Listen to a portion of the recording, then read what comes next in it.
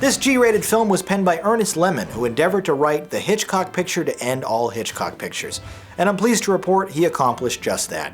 The $4 million thriller from Sir Alfred grossed nearly $10 million upon its release in the summer of 1959. After opening with some ahead-of-its-time kinetic typography for the credits, this 136-minute feature wastes no time jumping right into the action. Perennial leading man Cary Grant stars as a hapless New York advertising executive who is mistaken for a government agent by a group of foreign spies and is then pursued across the country while he looks for a way to survive. Even at 55 years old with that just-for-men handsomeness about him, I can't think of any actor more perfect for this role than Grant.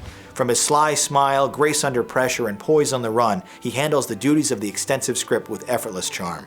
Ava Marie Saint stars opposite as his cold and complicated love interest. James Mason is the mysterious Cold War villain, while a young Martin Landau is an inquisitive henchman. But really, this is Cary's show through and through. He's the character the audience experienced the tumultuous ride with every step of the way. Dealing with his unexplainable predicament, he sarcastically quips, "I don't intend to disappoint my family by getting myself slightly killed." This wisecracking hero caught up in a CIA plot bears obvious similarities to the James Bond series, which began a few years later. Yes, I know who you are, and I'm not Mr. Kaplan. Of course not. You answer his telephone, you live in his hotel room, and yet you are not Mr. Kaplan. Nevertheless, we are pleased to find you in. Now, wait. Hello, operator. Operator. Yes? Operator, this is Mr. Thorne, Kaplan in 796. That caller just came through. Where did that come from? Was that an outside call or did it come from the lobby? Just a minute, sir. I'll see. Well, hurry, please. Who was it?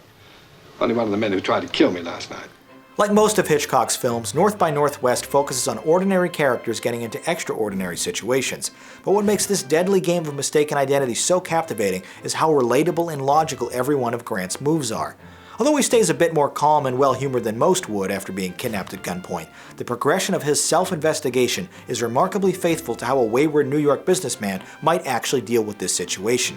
There are no conveniences to the plot, no unearned twist, or any unbelievable character motivations. This is an airtight screenplay rife with dramatic irony and exciting developments.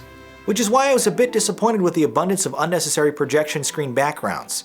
Given the impressiveness of the film's landmark sequence, where Grant attempts to outrun a low-flying crop duster, other scenes' heavy reliance on obviously fake backdrops took me out of the moment, especially since some were single-shot cutaways that could have easily been filmed on location.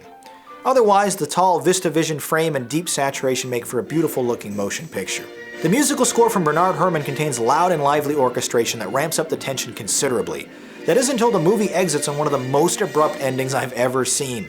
Once the final conflict is resolved, a mere 11-second scene is the only denouement we receive before the film cuts to an ending title card. After such a harrowing climax, the film just needed a little bit more time to properly exhale before the amusing symbolism of its final shot.